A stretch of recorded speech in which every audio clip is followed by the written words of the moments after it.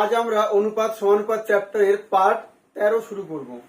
তো এখানে কি বলছে, দুটি সংখ্যার অনুপাত 6:7। প্রথমটির বর্গের সঙ্গে 10 যোগ, তাহলে আমি ধরে নিচ্ছি প্রথম সংখ্যা হচ্ছে 6x আর দ্বিতীয় সংখ্যা 7x। এবার কি বলছে, প্রথমটির বর্গের সঙ্গে অর্থাৎ 6x তার স্কোয়ার বর্গের সাথে 10 যোগ দ্বিতীয়টির বর্গের থেকে 42 বিয়োগ, দ্বিতীয়টির বর্গ থেকে 42 বিয়োগ করলে প্রাপ্ত ফল সমান হয়, মানে এরা সমান হচ্ছে। তাহলে কি চাইছে, সংখ্যা দুটি কি কি?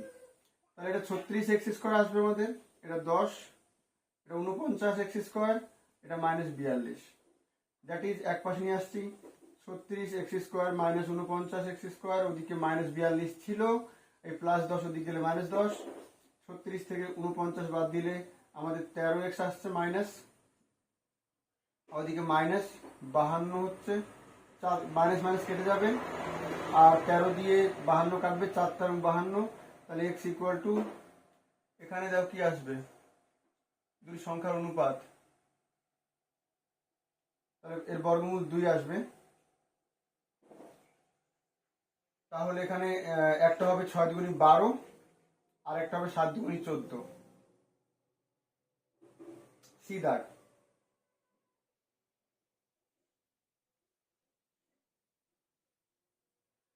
কুড়ি, একটি বিদ্যালয়ে ছাত্র ও ছাত্রী অনুপাত 4:6।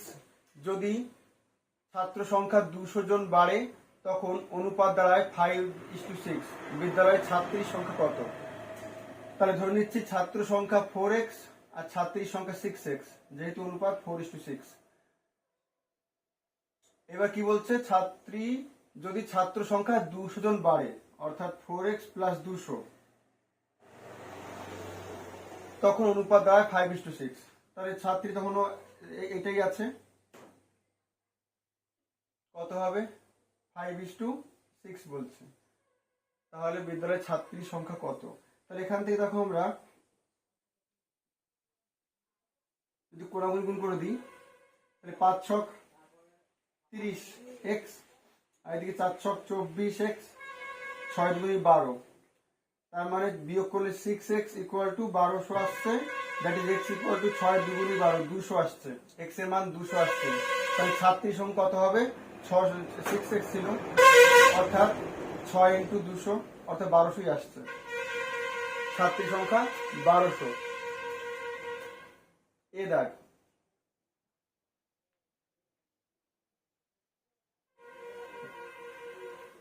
এরপর বলছে, একটি বিদ্যালয়ে 504 জনের মধ্যে ছাত্র ও ছাত্রী অনুপাত 13:11। আরো 3 জন ছাত্রী ভর্তি হলে ছাত্র ও ছাত্রীর নতুন অনুপাত কত হবে? তাহলে দেখো 504 জনের মধ্যে অনুপাত কত আছে এখানে, 13:11। 13:11, তাহলে ছাত্র ছাত্রী বলছে না, তাহলে ছাত্র কত থাকবে, 504 এর মধ্যে 13 ভাগ, কত ভাগের মধ্যে, 13 আর 11 যোগ করলে 24 ভাগের মধ্যে। তাহলে 24 দুগুণী 48, 2 থাকে, 24 ওকে 24, 13 ওকে 13, 3 হাতে 1, 13 দুগুণী 26 আর 1 27। তাহলে আমাদের ছাত্রী থাকবে কত, 504 × 13/11 হবে, এবার 11/24, এটা 21 আসবে, 11 ওকে 11 1, 11 দুগুণী 22 আর 1 23, 231। এবার 3 জন ছাত্রী ভর্তি হলে, যদি 3 জন ছাত্রী ভর্তি হয় তাহলে কত হবে, 273 ছিল ছাত্র আর ছাত্রী ছিল 231 জন, আরো 3 জন যুক্ত হলো, তাহলে এই অনুপাত চেয়েছে। তাহলে 273:231 + 3, দ্যাট ইজ 273:234।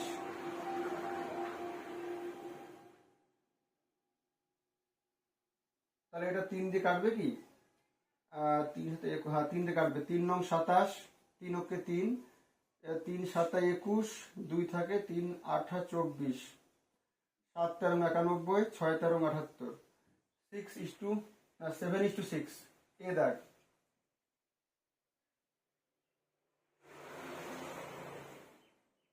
এবার 22 দাগ, এখানে কি বলছে, একটি বিদ্যালয়ে ছাত্র ছাত্রী অনুপাত 2:3,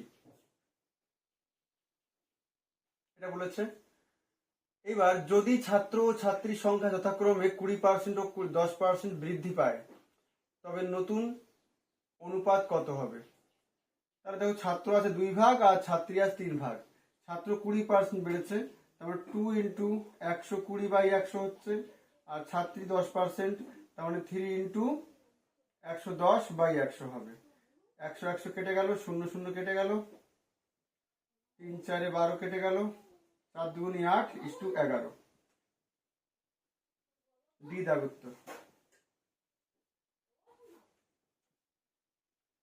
এবার 23 দাগ, দুটি কোম্পানি এ ও বি এর আয়ের অনুপাত 5:8। এ এর আয়ে 25 লাখ বেশি হলে অনুপাত দাঁড়ায় 5:4। বি কোম্পানি আয় কত? তাহলে ধরে নিচ্ছি এখানে দেখো A/B কত বলেছে, 5:8। তাহলে ধরে নিচ্ছি এর আয় 5x টাকা আর বি এর আয় 8x টাকা। এরপর বলছে এ এর আয় 25 লাখ বেশি, যদি এ এর আয় 25 লাখ বেশি হয়, 25 লাখ বেশি হয়, তাহলে বি কোম্পানির আয় কত? তাহলে আমি ধরে নিচ্ছি এর আয় 5x লাখ ছিল আর বি এর আয় 8x লাখ ছিল। তাহলে যদি এর আয় 25 লাখ বেশি হয় তাহলে এটা প্লাস হবে, তাহলে অনুপাত কেমন দাঁড়াবে? তাহলে অনুপাতটা হবে আমাদের 5:4। এবার দেখো, আমরা যদি কোনাকুনি গুণ করে দিই তাহলে 5 8 40x, আর ওদিকে 4 5 20x প্লাস 4 25 100 বিয়োগ করলে 20x আসছে, সমান 100 আসছে, that is x equal to 5 আসবে। কি চেয়েছে? বি কোম্পানির আয় কত, অর্থাৎ এটা হচ্ছে বি কোম্পানির আয়। তাহলে 5 গুণ 8, 5 8 40 লাখ। সিধা উত্তর।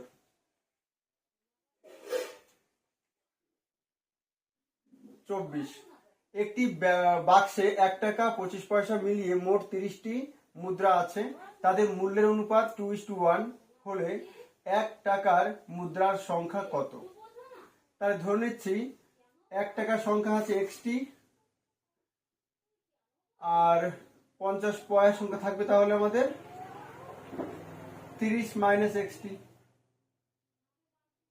কারণ ওখানে বলেই দিয়েছে যে মোট মুদ্রা আছে 30টি। আচ্ছা, তাদের মূল্যের অনুপাত কত বলেছে? 2:1 মূল্যের অনুপাত।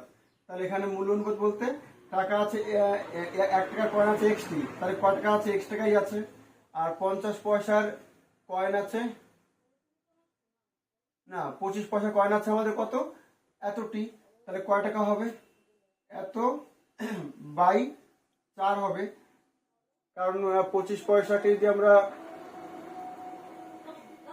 টাকা করি তাহলে 4টে 25 পয়সা আমাদের 1 টাকা হয়, তাহলে 4 ভাগ হচ্ছে এই কারণে। তাহলে এদের অনুপাত কত বলছে?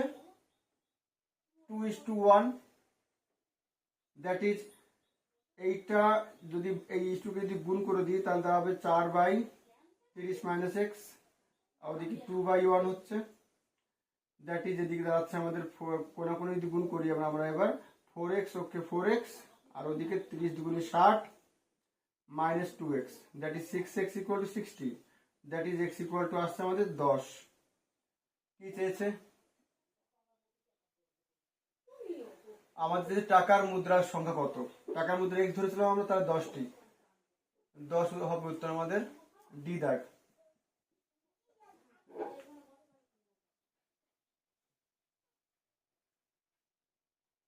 25 দাগ কি বলছে? একটি বাক্সে 1 টাকা 50 পয়সা 25 পয়সা মিলিয়ে মোট 180 টাকা আছে, তাদের সংখ্যার অনুপাত এত, 50 পয়সা সংখ্যা কত? তাহলে ধরে নিচ্ছি প্রথম 1 টাকা আছে, দেখো সংখ্যার অনুপাত বলে দিয়েছিল 2:3:4, তাহলে ধরে নিচ্ছি 1 টাকার মুদ্রা আছে 2xটি, 50 পয়সা আছে 3xটি, আর 25 পয়সা আছে 4xটি। তাহলে এই তিনটে মিলে কত বলছে ওরা? ও তিনটে মিলি না, 180 টাকা আছে মোট, তা দেখো 1 টাকা মুদ্রা আছে 2x তাহলে এত টাকাই হবে। 50 পয়সা মুদ্রা আছে এতগুলো, তাহলে এর অর্ধেক টাকা হবে। আর 25 পয়সা মুদ্রা আছে এতগুলো, তাহলে এত বাই 4 এত টাকা থাকবে। কারণ 25 পয়সাকে টাকা করলে 4 দিয়ে ভাগ করতে হয়, 50 পয়সাকে টাকা করলে 2 দিয়ে ভাগ করতে হয়। কারণ 4টে 25 পয়সা 1 টাকা, এই জন্য 4 দিয়ে ভাগ, আর দুটো 50 পয়সা 1 টাকা, এই জন্য 2 দিয়ে ভাগ। তাহলে এটা কত বলছে টোটাল টাকাটা? টোটাল টাকা বলছে আমাদের 180। তাহলে 50 পয়সার সংখ্যা কত? অর্থাৎ এই 3x চেয়েছে। তাহলে আমরা এটাকে লসাগু করব। এটা কেটে যাচ্ছে, লসাগু করা মানে 2 হবে লসাগু আমাদের 4x, এটা 3x, আর এটা 2x হবে। ওইদিকে 180, দ্যাট ইজ 4 3 7 আর 2 9x, আর ওইদিকে 180 9 দুগুণী 180 গুণ 2, 9 দিয়ে কেটে দিচ্ছি। এবার 9 দুগুণী 18, 40। x এর মান 40 পেয়েছি। আর আমরা দেখো 50 পয়সার সংখ্যা ধরেছিলাম 3xt, তাই তো? তাহলে 3 40 120টি। এ দাগ